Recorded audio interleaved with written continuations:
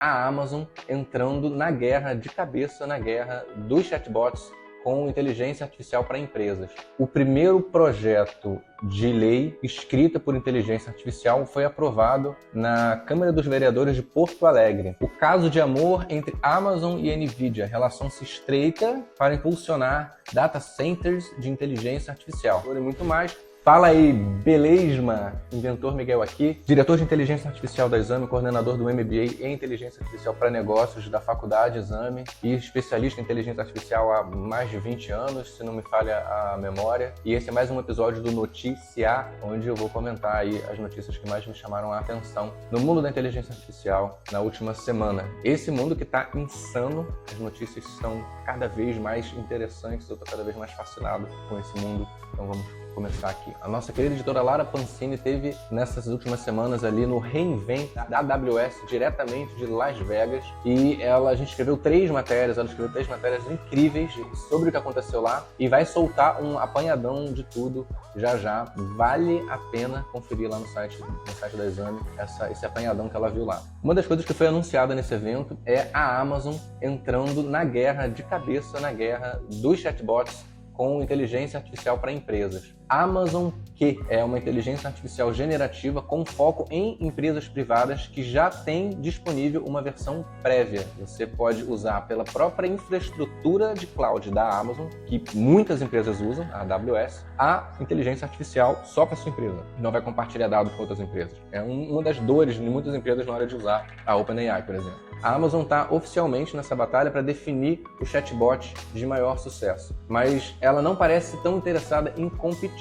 A AWS anunciou no evento que o lançamento do Amazon Q, esse assistente de inteligência artificial generativa que, diferentemente dos rivais do setor, como Microsoft e Google, vai ter um foco exclusivo para empresas. Enquanto o ChatGPT tem um chatbot que pode ser usado individualmente por qualquer usuário, o Amazon Q ele é feito para trabalho e opera só dentro da nuvem da AWS. Aspas aqui do Américo de Paula, o líder de arquitetura de soluções para a América Latina da AWS.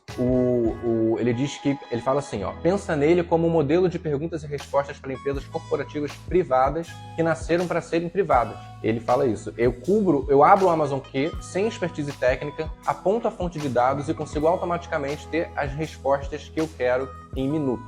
É uma infraestrutura que você conecta os seus dados e ele cria um chatbot parecido com o ChatGPT só para a sua empresa e para você poder incluir isso em diversas aplicações que você tenha dentro da sua empresa, o teu app, o teu site, o teu sistema de mensageria interna, né, com seus colaboradores, o teu e-mail e por aí vai. A Amazon reforça que o maior diferencial do Q em comparação com os competidores é a segurança de dados e no momento do anúncio teve até uma cutucada nos competidores falando que ele mostrou num telão uma matéria que destacava que a Microsoft chegou a restringir o uso do ChatGPT dentro da Microsoft por questões de segurança. Esse é um problema seríssimo do ChatGPT. Ele, inclusive, é uma ferramenta individual hoje. Na maioria dos casos, são as pessoas que compram, não a empresa. E eu, quando compro o ChatGPT e começo a colocar dados da minha empresa dentro do ChatGPT, se eu não for instruído, treinado a que dados eu posso colocar lá, eu posso literalmente treinar o modelo da OpenAI com dados sigilosos da minha empresa. É um risco grande na hora de usar o ChatGPT que a Amazon está tentando endereçar de uma forma bem agressiva e direta. Isso porque o chatbot da OpenAI armazena uma grande quantidade dos dados do usuário como conversas, detalhes de localização e endereço IP. Por isso, muitas empresas proíbem o uso da generativa do ChatGPT e é essa brecha, justamente, como eu falei, que o Amazon Q se aproveita. Os dados são privados e exclusivos, aspas de novo aqui do de Paula, os dados são privados e exclusivos de cada cliente. O usuário do Amazon Q coloca os dados da empresa dele na própria conta e armazena essas informações da melhor forma possível. Como funciona na prática? Semelhante ao Zendesk, por exemplo, uma plataforma que já está disponível no Brasil, o Amazon Q ajuda principalmente na automação de tarefas e análise de dados. Uma loja do setor varejista pode rapidamente ter informações sobre estoque, número de vendas, perfil de cada consumidor e muito mais, através de um chatbot fazendo perguntas e linguagem natural. O usuário pode perguntar quais são as maiores dúvidas dos clientes, quais os produtos estão recebendo, quais as reclamações e também é possível identificar documentos internos que precisam de validação. Mas você quer usar o Amazon Q no Brasil? já está disponível no Brasil. Qualquer pessoa ou empresa hoje tem acesso ao Amazon Q, independente do país. Vale ressaltar que os planos mensais são em dólares e, segundo as informações disponibilizadas no site, o Amazon Q funciona melhor para conversas e interações em inglês, assim como todas as outras ferramentas de linguagem natural que a gente já está acostumado a usar. Mas ele consegue compreender e responder em vários idiomas. Quanto custa? Ainda está em versão prévia e vai estar disponível em planos mensais que vão custar entre 20 e 25 dólares, dependendo ali do teu pacote. É a Amazon aqui realmente endereçando uma dor do mercado muito clara. Na verdade, não é a Amazon em si, é a AWS. Uma das grandes sacadas da Amazon foi ter percebido que a infraestrutura que ela tinha para suportar o e-commerce era tão enorme para suportar picos que durante muito tempo ela ficava ociosa. E eles surfaram a onda do cloud computing, da primeira transformação digital. Foi quando as empresas deixaram de ter os data centers e passaram a colocar tudo em nuvem, tudo na cloud. Tudo pela internet dentro do data center ocioso da Amazon, que alugava o seu data center para as empresas colocarem os seus data centers ali dentro. E assim se tornou o cloud computing. A AWS é hoje o maior player, competindo com o Azure, que é o serviço de cloud da Microsoft, competindo com o Google Cloud, que é o serviço de cloud da Google, e por aí vai. E agora eles estão colocando a inteligência artificial, ela é também uma infraestrutura, eles já entenderam isso. Isso é uma infraestrutura. Vários aplicativos, vários sites, várias empresas, vários setores vão precisar usar essa infraestrutura para criar novas aplicações específicas de inteligência artificial, para o mundo jurídico, para o mundo de retalho, para o mundo de varejo, para o mundo do marketing, etc, etc, etc. Então, eles agora estão oferecendo esse serviço. Ao invés de usar o ChatGPT, que tem esses problemas aqui de segurança, porque você vai ter que dar o dado para ele, não sei o que, vamos ficar aqui dentro da AWS que você já usa, e eu vou te dar essa infraestrutura que você vai poder criar o seu chatbot ali em questão de segundos, só conectando com os dados que você provavelmente já tem aqui dentro da própria AWS. Então é um movimento muito esperto da Amazon, esperou a coisa se consolidar, agora está atacando, entrando de cabeça, agora resta testar. Quero testar o Amazon Q e depois que eu testar eu conto para vocês como é que foi. Se você testar aí, manda aqui para mim o que você fez de legal com o Amazon Q, que vamos trazer aqui nas próximas edições, cases de uso do Amazon Q. Manda aqui pra gente. O primeiro projeto de lei escrita por inteligência artificial foi aprovado na Câmara dos Vereadores de Porto Alegre. E a revelação de que esse texto foi escrito com inteligência artificial só aconteceu depois da votação no plenário. Isso gerou uma polêmica muito grande. O vereador que propôs essa lei foi o Ramiro Rosário e era uma proposta legislativa para isentar moradores da cobrança pela substituição de medidores de consumo de água em casos de furto. E o que diferencia esse projeto é a sua origem, na verdade, né? Ele foi totalmente redigido, segundo o vereador Ramiro Rosário, pela ferramenta de inteligência artificial do ChatGPT, desenvolvida pela OpenAI. Essa revelação da autoria do projeto só aconteceu depois da aprovação, depois da sanção, e foi uma estratégia que o vereador usou para permitir a tramitação normal do projeto e avaliar o impacto do uso da inteligência artificial generativa. Ele foi ali no melhor estilo, primeiro faz e depois vê o que acontece. Aí ele foi detalhando como é que ele foi criando aquela lei. Ele instruiu o ChatGPT para criar uma lei municipal que proibisse a cobrança de novos medidores de água pelo Departamento Municipal de Águas e Esgoto, DMAE, em casos de furto. A resposta da IA, da inteligência artificial, compreendeu 8 artigos e uma justificativa que foram submetidos na Câmara sem alterações. Após a revisão e adequação à linguagem legislativa, o projeto foi aprovado pelas comissões e em seguida no plenário. É algo novo, de fato, tá? Por mais que a gente possa falar, existe um certo sensacionalismo no sentido de agora é a inteligência artificial que está criando a lei. Não é a inteligência artificial que está criando a lei, porque há uma série de validações colegiadas que acontecem em função daquele texto que foi escrito, aquele texto base. É uma forma de escrita muito robótica, muito padronizada, com muitos padrões, né? Portanto, então você ter a capacidade de explicar de uma forma simplificada qual é a ideia que está por trás de uma determinada lei e ter um software, né, uma inteligência que te ajude a transformar essa sua ideia em algo que seja recebível, né, por esse colegiado, que vai, é claro, fazer várias adaptações, várias discussões, mas isso é algo realmente novo, tá? Então eu achei muito interessante essa iniciativa do vereador nesse sentido. E esses artigos que ele criou, eles conseguem detalhar a proibição da cobrança do proprietário do hidrômetro para substituição, estabelecem responsabilidades do Departamento de Águas pela substituição e custeio. O texto também prevê um prazo de 30 dias para troca e isenta o pagamento da conta de água enquanto o medidor não for substituído. É uma sugestão original da própria inteligência artificial. Até o momento não foram registradas objeções ou tentativas de reversão da aprovação dessa lei. E aí eu entro também numa coisa do que por que a gente teve um caso recente do Prêmio Jabuti que inelegeu um livro que foi inicialmente classificado como elegível para ganhar o prêmio porque o livro foi gerado com inteligência artificial. Eu acho que a gente vai ter essas duas vertentes, né? De um lado, para certos setores, criar, por exemplo, a categoria de filmes com inteligência artificial. Estou até organizando aqui um festival de filmes só gerados com inteligência artificial. Então, talvez seja uma nova categoria em alguns casos. Ou, no caso da legislação, é uma nova forma de você criar leis.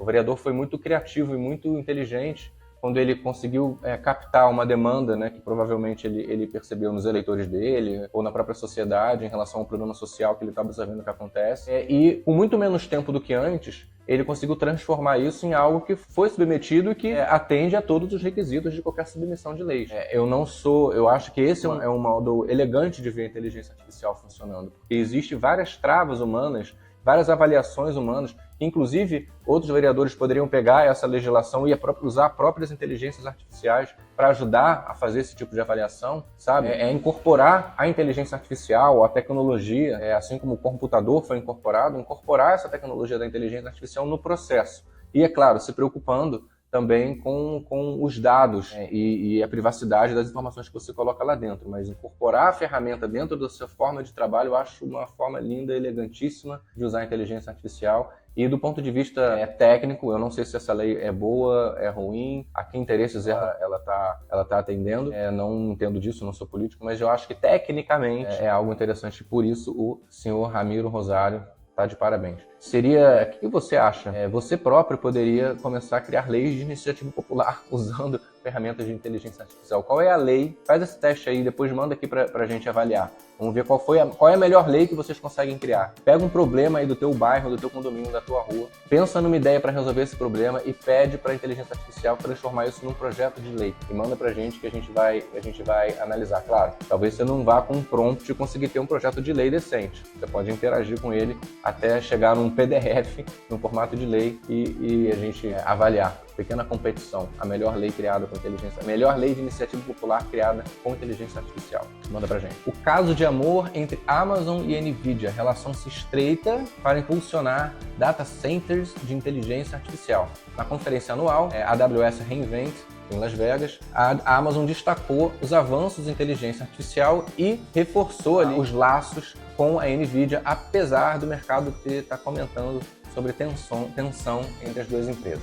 Durante o evento, a empresa anunciou o Q, um serviço de infraestrutura para a criação de chatbots para empresas, um movimento interpretado como uma resposta ao avanço da Microsoft no setor desde o lançamento do ChatGPT, há cerca de um ano. A Azure, que é o cloud da Microsoft, está oferecendo o uso da OpenAI, o uso do ChatGPT por dentro ali da própria infraestrutura. E, enquanto isso, num dos palcos do evento, do reInvent, estava lá a presença do CEO da NVIDIA, o Jensen Huang, junto com o CEO da AWS, o Adam Selipsky, e o encontro simbolizou uma colaboração que deve se fortalecer cada vez mais no próximo ano entre as duas empresas.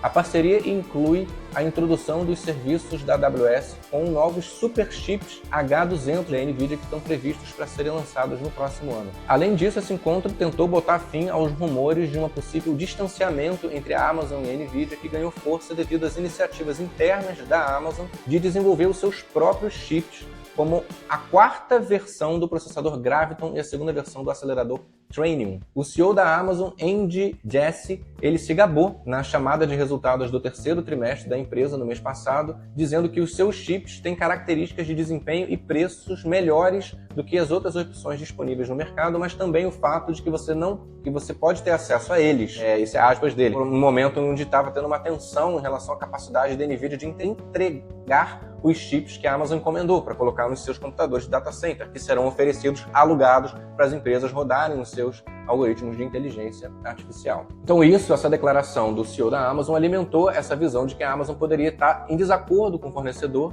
de um componente vital da inteligência artificial. A NVIDIA mencionou a Microsoft 10 vezes na sua própria chamada de resultados da semana passada, comparando apenas com uma menção à Amazon. Então, a própria NVIDIA começou a demonstrar uma aproximação maior da Microsoft. Como a NVIDIA é quem fornece a matéria-prima para esses dois concorrentes, vão ficar os dois concorrentes tentando fazer de tudo para pegar a atenção da NVIDIA, mas, claro, certamente também pensando numa estratégia para não ficar dependente da NVIDIA. Isso inclui desenvolver os seus próprios chips. Vai ser uma guerra fria ali, mais ou menos, entre fornecedor e cliente. Até porque, apesar de ser uma empresa americana, ela tem um vínculo muito forte com o Oriente. Então, fica, de fato, algo mais tenso do que, por exemplo, uma relação da Microsoft com a própria Amazon. Então, ali as duas nasceram, né, no mesmo lugar. A verdade é que as duas empresas precisam muito uma da outra. As primeiras iniciativas da NVIDIA em inteligência artificial deram para a empresa uma posição forte que não pode ser totalmente replicada, mesmo por chips internos gigantescos da tecnologia, que podem projetar silício personalizado pelas suas próprias redes. Isso tem sido claramente evidente nos resultados financeiros da NVIDIA. As vendas do fabricante de chips para data centers quadruplicaram nos últimos 2 trimestres em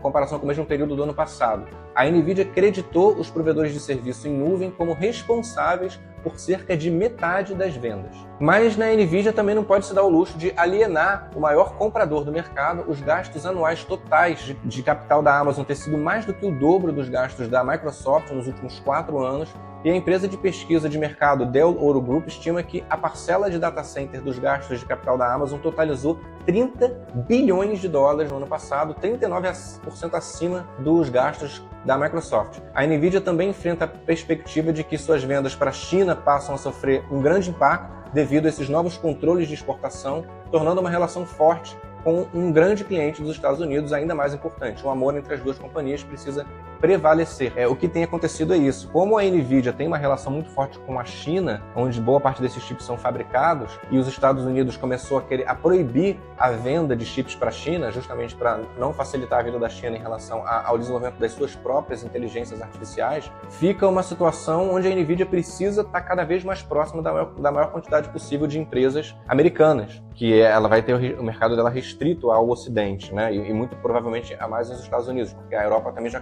começa a criar as suas regulamentações. A Europa vai querer criar as suas NVIDIAs. Vamos usar. O que será que vai acontecer com o Brasil? Vamos usar o de fora? O que a gente vai criar dentro do próprio Brasil como algo na cadeia da inteligência artificial que vai nos dar uma posição de mais destaque, não simplesmente utilizadores das ferramentas. Que hoje a gente está no nível de usar. A discussão de chip está totalmente distante de nós. Nós usamos as ferramentas. Será que a gente consegue pelo menos criar as ferramentas? Será que a gente consegue criar os modelos? Será que a gente pode colocar nos nossos data centers locais? Vamos criar as leis que obrigam a Amazon, se ela quer ter AI, oferecer AI no Brasil, que ela tenha um data center local onde essa informação vai ficar. Ela vai ter acesso aos dados que a gente tem do SUS, aos dados que nós temos da Amazônia, na nossa diversidade genética. São muitas questões que a gente precisa avaliar para se colocar como um país dentro dessa disputa geopolítica que está envolvida com todas essas empresas. Qual você acha a melhor estratégia para o Brasil? Isso é um tema importante para a gente discutir. Manda suas ideias para a gente trazer aqui um resumo na semana que vem.